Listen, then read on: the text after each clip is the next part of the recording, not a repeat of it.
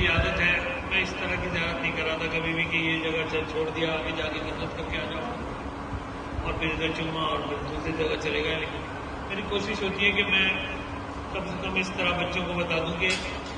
پھر یہ ذاکر بن جائے کہ وہاں سے لوگوں کو جو ہے نا رہنمائی کرنے لگے اور جگہوں کے متعلق کہ وہاں باغ امام صادق علیہ السلام ہے کتنی دور ہے کیا اس کی فضیلت ہے اور ان کا کوئی بنا ایک سلوات پڑے محمد اللهم صل على محمد وآل محمد اللہ میں یہ جگہ امام صادق علیہ السلام کے باغ کے نام سے مشہور ہے. آئمہ کا یہ کام نہیں تھا محلات بنانا باغات بنانا یا باغ خریدنا یا باغوں کے اندر سکونت اختیار کرنا. آئمہ خیر امت تھے خیر البشر تھے کائنات کی ایسی ہستیاں تھیں جن کے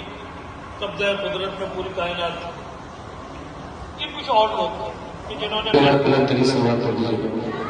اللهم صل على محمد وآل محمد. فقیروں کا